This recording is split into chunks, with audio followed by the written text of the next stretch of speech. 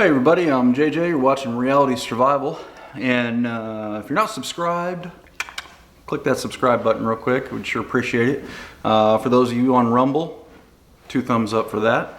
I'll put the link to subscribe over on Rumble down in the description if you guys want to. So today we're going to talk about top 10 items that you wish you had during a disaster or SHTF, whatever you want to call it. These really are pertaining to the most likely kinds of events that you might see, like weather-related events, like hurricanes or ice storms or power outages and those kind of things. We're not talking about like, oh my God, the government's no longer here and all that kind of stuff. So we're talking about like real things that, yeah, as you'll see as we go through these items here, have been pretty realistic for a lot of people just recently, you know. You might hear some noise over here in the background. That's my son. He's out working on a project, digging out some prickly pear cactus that we're trying to get rid of. And yes, I know you can eat the fruit and all that. I just don't want to. I don't want them getting in the dog's paws and stuff. But anyway, so you might hear some of that going on, or you might hear the dogs barking, or who knows what. But is what it is. So we'll start with number 10, and that is a good trauma kit or home first aid kit.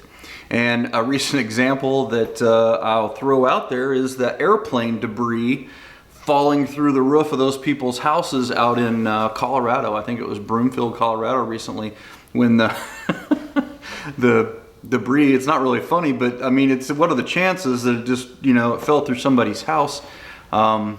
That's a pretty crazy example, but you can think of a million reasons to have a good trauma kit in your house. And I'm not necessarily talking like a blowout kit kind of trauma kit, although that would be good to have as well, but just a really good first aid kit, you know, that's well stocked. What I like to do, and I have a video on this, is take like a large size toolbox, like a plastic toolbox. I got a cheapo one from Harbor Freight, and just started filling it with medical supplies, stuff that you use when you get hurt around the house and those kinds of things. And that actually worked out pretty well. Number 9 on the list is an emergency kit in your vehicle. Over on my website, AmericanPreppingAcademy.com, I've got a whole list of all the items that you could throw in your vehicle for an emergency. And so you should take a look at that, and you know, I think it's worthwhile, you know, to look at. And while you're there, go ahead and subscribe. Throw your email on the list. That way I can contact you as soon as they shut down the channel here, and still send out content and stuff like that. Now the emergency kit, I mean, that they had that recent 100-car pileup in Texas, and so I mean that would have been really great for those people, you know, who had good trauma kits, good first aid kits, and some supplies as far as, you know, like putting out emergency flashers, flares, and different things of that nature to try to, you know, warn people what was coming, you know, so they could slow down. So that's number 9. Number 8 is a way to take a hot shower. Now, whether or not that is the propane, like powered ones for like camps, you know, you can take the little 1-pound propane bottles, and they've got some of those. I'll try to throw some links down here below to some kind the types that I have used in the past, or whether or not it's just you know, like those Coleman, the black bag that you kind of set out in the sun and it warms up, and then you use gravity feed. You know, those are another way. But you know, the thing with this is that usually, you know, a lot of people have electric water heaters, and so if you lose power, then you may, you know, depending on what your situation is for your alternate power source, it might be a good way to have to heat up some water so that you can take a shower and stay clean. You'd be really surprised at how well just staying clean and feeling fresh and all that kind of stuff makes bad situations more tolerable. When you have to be dirty and grimy and stinky and in a bad situation, it just makes it all that much worse. So, you know, like I said, these are realistic things that really kind of help in real life situations. Number 7 here on the list is a way to gather, transport, store, and filter / boil water. Large stainless steel pots are one way. You know, and I've talked to you about a variety of different filters and those kind of things. We had a video last week or so talking about water storage. So, you know, you just need to think about, how do I get water? I mean, as a prime example, in this one, we, you know, have seen water outages in Texas, and then, what was it, either Flint, Michigan or Lansing, Michigan? I think maybe Flint, Michigan. You know, they've had water issues for a long time, you know, so you really need to be set up to deal with having water on hand. That's an important one. All right, let me see here. My notes are giving me a fit. Okay, so way to gather water, that was number 7. Number 6 is food, and I'm gonna go / a bread maker / powdered milk. And you know what we learned in the COVID thing is that a lot of the basic staples disappear whenever there's a panic, right? Not just toilet paper, but flour, bread, milk, eggs, you know, those kinds of things become hard to find. Kind of a funny story on the bread maker. You know, I during this whole COVID thing started trying to cook flatbread at home and whatnot, and you know, that was a great experiment, and it was a good experience overall because it tasted good and all that kind of stuff. But it would have been great to have my bread maker. See, I own a bread maker, but I put the paddle, last time I used it, I cleaned it all up and everything, and I put the paddle up on the top of the sink, kind of above the little ledge on the window. And my wife, in her infinite wisdom, saw the paddle when she was cleaning up, and she's like, I don't know what this is, and she threw it away. So then I had a bread maker with no paddle. And as you might know, that doesn't do a lot of good. So I contacted, Cuisinart, I think, and this was during the COVID thing, and took forever to get a response. Then several weeks later, then they finally ended up shipping one, and it was like 2 months down the road or something, you know, and things had kind of normalized, and we didn't necessarily need it as much. But the point is that you got to have those solutions for covering that basic stuff, you know. Making your own bread is a cool way, and it tastes really great. And you know, if you've got your basic preps covered, you've got some flour and salt on hand and some of the different basic ingredients, then you know, you can do that no problem. So you know, just a general topic talking about food and having some of those basics around. That was number 6. Number 5 is a bug out property. How many people would have liked to have been able to escape and get out of your house during the COVID lockdowns and go someplace and just kind of have a little mini vacation or whatever, you know, a little lake house or house up in the hills or something like that? That would have been great. And then what if it was really a bad pandemic? What if it had turned out to be much worse than it was, where you really needed to be away from people? So that, you know, think about that. That would have been nice. Number 4 is supplemental heat, and I'm going to say / blankets. In Texas, you saw the big freeze here recently, where lots of people were without, you know, heat and without power, and they were getting record cold temperatures. They just weren't prepared for it. Would have been really nice to be able to have an indoor rated propane heater, or just extra blankets. You know, I know our aunt was without power for a little while, and you know, I think she just piled in, you know, with some extra blankets and just to stay warm at night, you know.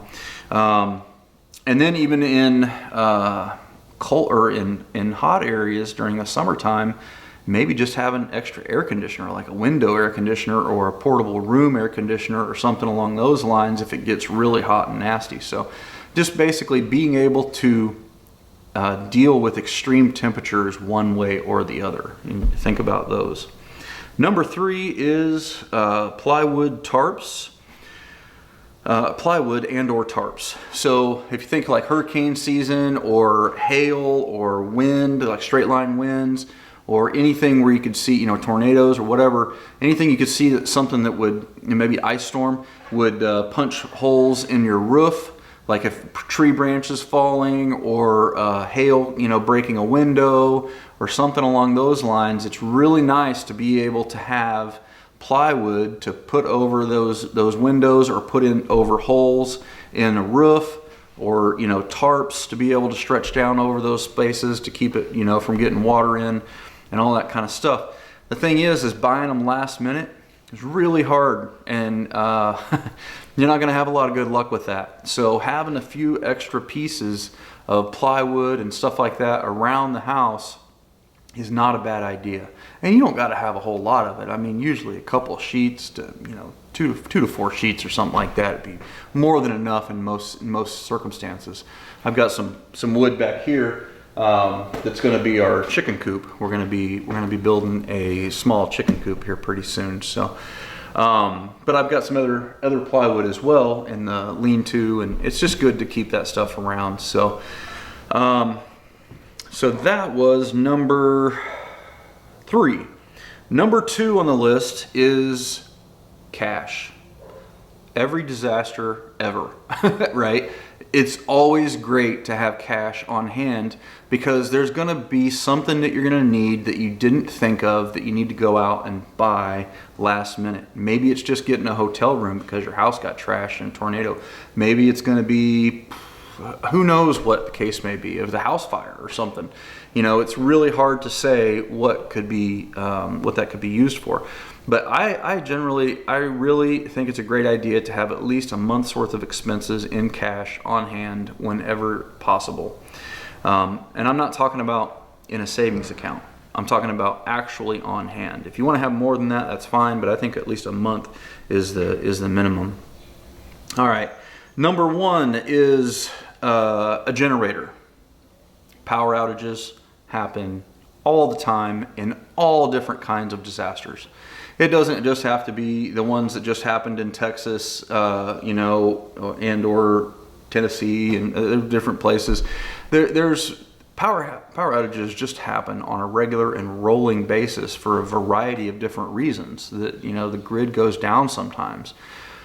The ideal situation is to have a 22 kilowatt or 22 kilowatt, 22,000 watt whole home generator. My neighbor just put one of those in. I'll be doing a video on that before too long, and I'll probably be getting one of those as soon as I can save the money up. And those are great if you've got propane or natural gas that you can hook them to, because then they can run for quite a while, especially if you got a bigger propane tank.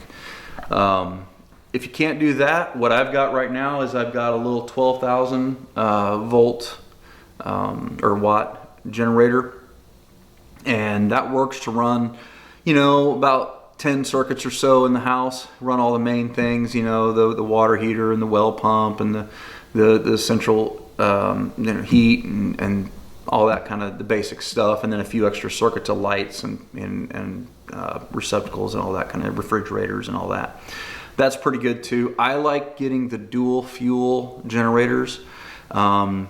And what I have is I have a wet line coming off of my 1,000 gallon propane tank that hooks to my barbecue grill normally, but I've got a hose connection that I can hook up to my generator to run it through there. And so that's a great option if you can do that. And even if you don't have that option, which it's worth having that put in, right? If you don't have that, have one put in. That's even if you've got natural gas, that's still a good way to go. But even if you do the bottles, the benefit to the propane is that it stores pretty much indefinitely. Now the downside to the propane is that you don't get quite the output as you do with gasoline. You'll experience, I would say, maybe a 10% or so drop in power output, whereas if it says it's 12,000, maybe you're going to get 10.5 or something along those lines. It's going to be a little bit less efficient in the power rating. But that is pretty much that. That's the top 10 items. Like I said, I'll put some links down below to items that I'm familiar with that I think are pretty good to use. If you want to check a look at those, that's cool. If not, that's fine too. Again, encourage you guys to go over to Rumble and subscribe to the channel over there. Also, would like you guys to subscribe to my website, AmericanPreppingAcademy.com, and you can put your email in there, and that way, if I get canceled, whatever, then I can still, reach you guys. And I don't send out a lot of spam. And in fact, I haven't sent out an email in the last month, I think. So I probably should send another one out here sometime.